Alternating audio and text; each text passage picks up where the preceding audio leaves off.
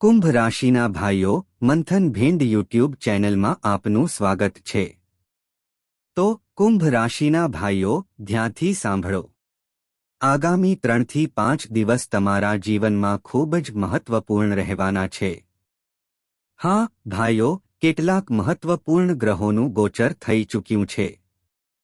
સૂર્ય શુક્ર સાથે શુક્રાદિત્ય યોગ બનાવી રહ્યો છે। તેની સાથે જ શનિ, મંગળ અને બુધનો ત્રિગ્રહી યુતિ યોગ પણ બની રહ્યો છે। 12મી રાશિમાં પણ આ ખૂબ જ મહત્વપૂર્ણ છે। આ તમારા જીવનમાં મહત્વપૂર્ણ ભૂમિકા ભજવે છે। વધુમાં સૂર્ય અને શુક્ર પર કેતુનું દૃષ્ટિકોણ કેટલીક ખૂબ જ શુભ અને કેટલીક અશુભ ઘટનાઓનો સંકેત આપી રહ્યું છે। તેમની અસર શું થશે? તમારા જીવનમાં ઘટનાઓ કેવી રીતે બનશે? તમારે કઈ વિચારધારા અપનાવવી જોઈએ? નિર્ણયો કેવી રીતે લેવા જોઈએ? કયા ઉપાયો અને ક્રિયાઓની જરૂર પડશે? આજના કાર્યક્રમમાં અમે તમને બધું વિગતવાર સમજાવીશું। તમારે તેને અંત સુધી જોવું જોઈએ। મિત્રો, આજના કાર્યક્રમમાં તમને એક વિશાળ તક પણ મળવાની છે। એક વિશાળ તક। તે શું છે? અમે તમને તે પછીથી વિગતવાર સમજાવીશું। આ સાથે મિત્રો, આગામી 3 થી 5 દિવસમાં તમારા જીવનમાં કેટલીક મોટી રહસ્યમય ઘટનાઓ બનશે। જો તમે સતર્ક રહેશો તો તમે આ ઘટનાઓને સમજી શકશો અને તે મુજબ મહત્વપૂર્ણ નિર્ણયો લઈ શકશો। જો કે આ બધાની સાથે કેટલીક મહત્વપૂર્ણ સાવચેતીઓ પણ રાખવી જરૂરી છે। નહીં તો તમે હેતરાઈ જશો। તમે હેતરાઈ જશો। કેતુ પોતાનો ખેલ રમશે। આ એક ખૂબ જ મહત્વપૂર્ણ કાર્યક્રમ છે। આ કાર્યક્રમમાં અમે તમને ફક્ત ઘટનાઓ વિશે જ નહીં પરંતુ 5 મહત્વપૂર્ણ આગાહીઓ વિશે પણ જણાવીશું જે તમારી સાથે રહેશે, જેમ કે એક રોડ મેપ જે તમારી નિર્ણય લેવાની ક્ષમતાને ખૂબ મજબૂત બનાવશે। પરંતુ આ સાથે અમે તમને એક મહાન ઉપાય પણ જણાવીશું જે તમારા જીવનના સૌથી ભયંકર સંકટમાંથી એકનો અંત લાવી શકે છે। આ એક ખૂબ જ મહત્વપૂર્ણ કાર્યક્રમ છે। તેને અંત સુધી જોવાનું ભૂલશો નહીં। આ કાર્યક્રમમાં તમે ફક્ત જ્યોતિષીય ગણતરીઓ વિશે જ નહીં પરંતુ મહામાયના દૈવી આશીર્વાદ વિશે પણ શીખી શકશો અને તમને અનુભવો તરફથી પણ સહયોગ મળશે। તો અમને આશા છે કે તમે બધું સમજો છો। તમે ચોક્કસપણે અંત સુધી કાર્યક્રમ સાથે રહેશો। હવે મહામાયના દર્શન કરો અને કાર્યક્રમ સાથે આગળ વધો। સંપૂર્ણ ભાવના અને ભક્તિ સાથે ટિપ્પણી વિભાગમાં લખો, જય માં ભદ્રકાળી, કૃપા કરીને અમને આશીર્વાદ આપો। ઉપરાંત લખો, મહામાઈ, અમે તમારા પરિવારના બાળકો છીએ। અમે તમારા બાળકો છીએ। કૃપા કરીને અમારા પર તમારા આશીર્વાદ વરસાવતા રહો। બીજી મહત્વપૂર્ણ નોંધ, મિત્રો, 24 એપ્રિલે મહામાઈ બગલામુખીનો પ્રગટ દિવસ છે। તે તેમની જન્મજયંતિ છે અને આ સમયે મહામાઈ માટે ખાસ પ્રથાઓ અને ધાર્મિક વિધિઓ કરવામાં આવે છે। અમે પણ એ જ કરવા જઈ રહ્યા છીએ। ભવ્ય ધાર્મિક વિધિ આખી રાત ચાલુ રહેશે। જો તમે ઈચ્છો તો આ મહાન ધાર્મિક વિધિ દ્વારા તમે તમારા જીવનમાં આવતા ભયંકર સંકટમાંથી રાહત મેળવી શકો છો। આનું કારણ એ છે કે દેવી બગલામુખીને દુશ્મનોનો નાશ કરનારી, કપટી કોટ અને દેવાથી મુક્ત કરનારી કહેવામાં આવે છે અને સૌથી અગત્યનું, તે એક રાજસિક સિદ્ધિ છે જેનો અર્થ છે કે તે સંપત્તિ, સમૃદ્ધિ અને સમૃદ્ધિનું વરદાન આપે છે। તો જો તમે ઈચ્છો તો તમે અમારી પ્રિય દેવીને સમર્પિત ખાસ ધાર્મિક વિધિઓ અને સમારોહમાં જોડાઈ શકો છો। આ કેવી રીતે થશે? નંબરો વિડીયોમાં છે। આ નંબરો પર કોલ કરો। તમને બધી માહિતી મળશે। તમારે કેટલીક આવશ્યક વિધિઓ પણ કરવાની જરૂર પડશે। તમને તેમના વિશે પણ માહિતી આપવામાં આવશે। ઠીક છે? તો આ તક ચૂકશો નહીં કારણ કે આ તક વર્ષમાં એક વાર આવે છે। તે આવતા વર્ષે ફરી આવશે। ઠીક છે? તો માતાના પ્રગટ દિવસે તમારા જીવનના દુઃખોનો અંત લાવવાની આ અદ્ભુત તક ચૂકશો નહીં. વિડીયોમાં આપેલા નંબરો પર કોલ કરો. ઠીક છે. ચાલો હવે આપણા મુખ્ય વિષય પર પાછા ફરીએ. ચાલો સચોટ આગાહીઓ વિશે વાત કરીએ. ગ્રહો અનુસાર જય માઈ. મિત્રો, આચાર્ય અમિત જ્યોતિષ અને તંત્રના ક્ષેત્રમાં એક જાણીતું નામ છે. પૂજ્ય ગુરુદેવના આધ્યાત્મિક વ્યવહાર અને જ્યોતિષીય અનુભવો સંપૂર્ણપણે દૈવી છે. હા, પૂજ્ય ગુરુદેવે દરેક જન્માક્ષરનું વિશ્લેષણ કર્યું છે અને સચોટ ઉપાયો અને મહામાઈમાં બગલામુખીના વિશેષ આશીર્વાદ આપ્યા છે. જન્માક્ષર અનુસાર તેમના જીવનમાં ચોક્કસપણે સકારાત્મક ફેરફારો થયા છે. સમસ્યા ગમે તેટલી મુશ્કેલ હોય, તેનો ઉકેલ ચોક્કસ મળશે. હવે જો તમે તમારા જીવનમાં કોઈ મોટી સમસ્યાનો સામનો કરી રહ્યા છો, જેમ કે દેવું વધી જવું, વ્યવસાય, આવી સ્થિતિમાં મહાન ગુરુ પાસેથી માર્ગદર્શન મેળવવાનો, તમારા જીવનના અંધકારનો અંત લાવવાનો અને દિવ્ય પ્રકાશ તરફ આગળ વધવાનો આ યોગ્ય સમય છે. વિડીયોમાં આપેલા નંબરોનો તાત્કાલિક સંપર્ક કરો અને પૂજ્ય ગુરુદેવ દ્વારા તમારી કુંડળીનું વિશ્લેષણ અને ઉકેલ મેળવો. વિલંબ કરશો નહીં.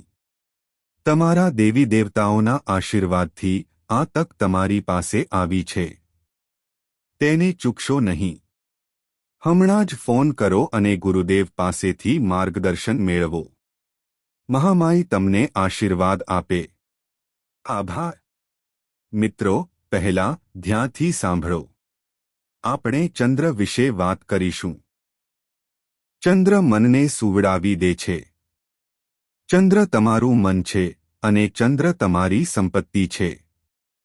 તો તમારા મન અને સંપત્તિની સ્થિતિ શું હશે?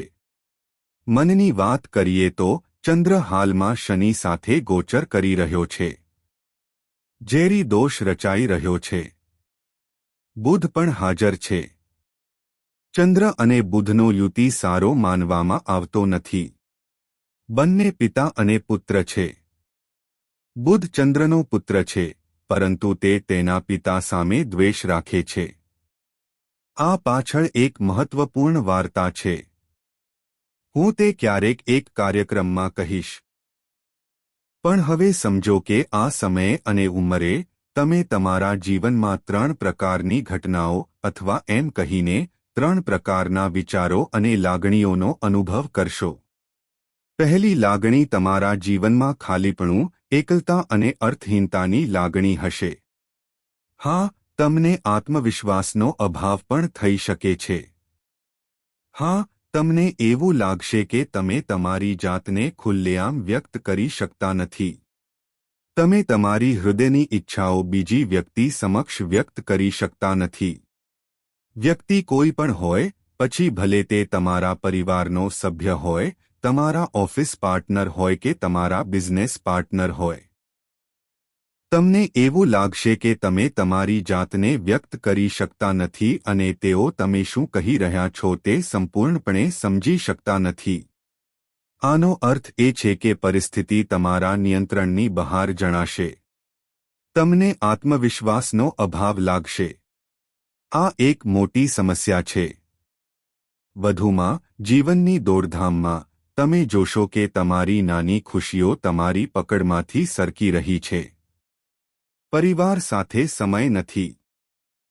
તમે આ બધી પરિસ્થિતિઓનો અનુભવ કરશો. સમય પસાર કરવાનો અભાવ, તમારા જીવનમાં આનંદનો અભાવ, કામથી કંટાળી જવાની લાગણી, ઉતાવળને કારણે તકલીફ, ચીડિયાપણું અને ગુસ્સો. જ્યાં સુધી ચંદ્ર શનિ અને બુધ સાથે યુતિમાં હોય છે, ત્યાં સુધી આપણે 2 પ્રકારના યુતિ વિશે વાત કરી રહ્યા છીએ. હા, ચંદ્ર શનિ સાથે ઝેરી છે અને જ્યારે ચંદ્ર બુધ સાથે યુતિમાં હોય છે, ત્યારે તે મૂંઝવણ પેદા કરે છે. તે જડતા યુતિ બનાવે છે. આનો અર્થ એ છે કે વ્યક્તિની બુદ્ધિ શૂન્ય થઈ ગઈ છે. તે ઊંડાણપૂર્વક વિચારી શકતો નથી, વિચારશીલ બની શકતો નથી અને મહત્વપૂર્ણ નિર્ણયો લઈ શકતો નથી. હા, પણ અહીં આપણે મંગળ વિશે વાત કરીશું. તો મંગળ શું છે? મંગળ ખોટી દિશામાં ઊર્જા ફેલાવશે. આનો અર્થ એ છે કે આ સમયે અને સમયગાળામાં આગામી 2 દિવસમાં તમે ખોટો નિર્ણય લેશો. તમે ખોટા વ્યક્તિ પર વિશ્વાસ કરશો અથવા નકારાત્મક વિચારોથી ભરાઈ જશો. આનો અર્થ એ છે કે બિનજરૂરી, અનિયમિત વિચારો તમારા મનમાં પુષ્કળ પ્રમાણમાં વહેશે. તમે નિયંત્રણ બહાર અનુભવશો. તમે લાચાર અનુભવશો. તમે હમણાં આ પરિસ્થિતિઓનો અનુભવ કરવાના છો. પણ 2 થી 3 દિવસમાં પરિસ્થિતિ બદલાઈ જશે. ચંદ્ર, સૂર્ય અને શુક્ર સાથે જોડાતાની સાથે જ પરિસ્થિતિ બદલાવા લાગશે. એક વાત છે, 3 રીતે તમારા માટે સારા સમાચાર આવવાના છે. પહેલું, તમારા જીવનમાં ફસાયેલા કોઈપણ પ્રકારના પૈસા, કોઈપણ પ્રકારની મૂડી તમારી પાસે પાછી આવશે. તમારે થોડો પ્રયાસ કરવો પડશે, આગ્રહ રાખવો પડશે. એવું નથી કે જો તમે તેના વિશે સાંભળો તો તમે કોઈની સાથે બિલકુલ વાત કરી રહ્યા નથી. તમે આગ્રહ રાખતા નથી. જો કોઈએ પૈસા ઉછીના લીધા હોય તો તેઓ તેને પરત કરશે. ક્યાંક, કોઈ સંસ્થામાં, કોઈના પૈસા ક્યાંક ફસાયેલા છે. શુક્રાદિત્ય યોગને કારણે તમને તે પાછા મળવાની શક્યતા વધુ મજબૂત બની રહી છે, જે ચોક્કસપણે પૈસા પ્રત્યે સકારાત્મકતા લાવશે. ઠીક છે. પરંતુ એક બીજી નાની વાત છે, સૂર્યનો અગ્નિ, તીવ્રતા, અભિમાન અને સૂર્ય રાજાશાહીનું તત્વ ધરાવે છે. આ તમારા બેલગામ અહંકાર અથવા સ્વન્યાયીપણાના વળગાડને વધારી શકે છે.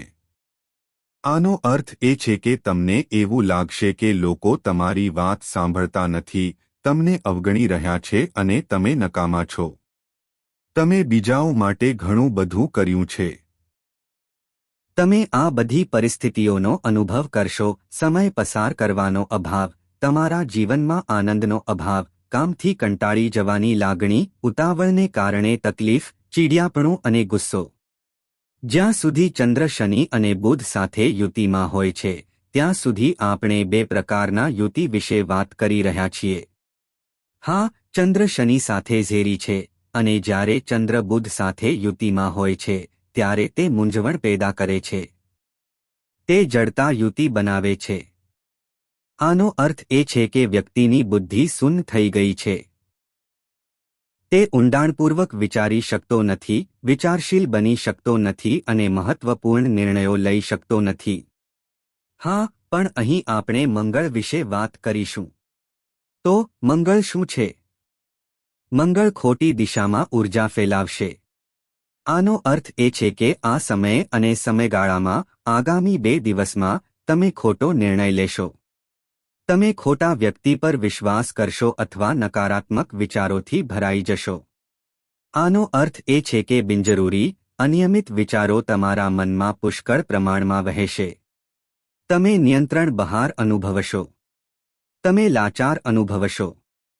તમે હમણાં આ પરિસ્થિતિઓનો અનુભવ કરવાના છો. પણ 2 થી 3 દિવસમાં પરિસ્થિતિ બદલાઈ જશે. ચંદ્ર, સૂર્ય અને શુક્ર સાથે જોડાતાની સાથે જ પરિસ્થિતિ બદલાવા લાગશે. એક વાત છે, 3 રીતે તમારા માટે સારા સમાચાર આવવાના છે. પહેલું, તમારા જીવનમાં ફસાયેલા કોઈપણ પ્રકારના પૈસા, કોઈપણ પ્રકારની મૂડી તમારી પાસે પાછી આવશે. તમારે થોડો પ્રયાસ કરવો પડશે, આગ્રહ રાખવો પડશે. એવું નથી કે જો તમે તેના વિશે સાંભળો તો તમે કોઈની સાથે બિલકુલ વાત કરી રહ્યા નથી. તમે આગ્રહ રાખતા નથી. જો કોઈએ પૈસા ઉછીના લીધા હોય તો તેઓ તેને પરત કરશે. ક્યાંક, કોઈ સંસ્થામાં, કોઈના પૈસા ક્યાંક ફસાયેલા છે. શુક્રાદિત્ય યોગને કારણે તમને તે પાછા મળવાની શક્યતા વધુ મજબૂત બની રહી છે, જે ચોક્કસપણે પૈસા પ્રત્યે સકારાત્મકતા લાવશે. ઠીક છે. પરંતુ એક બીજી નાની વાત છે, સૂર્યનો અગ્નિ, તીવ્રતા, અભિમાન અને સૂર્ય રાજાશાહીનું તત્વ ધરાવે છે. આ તમારા બેલગામ અહંકાર અથવા સ્વન્યાયીપણાના વળગાડને વધારી શકે છે. આનો અર્થ એ છે કે તમને એવું લાગશે કે લોકો તમારી વાત સાંભળતા નથી, તમને અવગણી રહ્યા છે અને તમે નકામા છો. તમે બીજાઓ માટે ઘણું બધું કર્યું છે.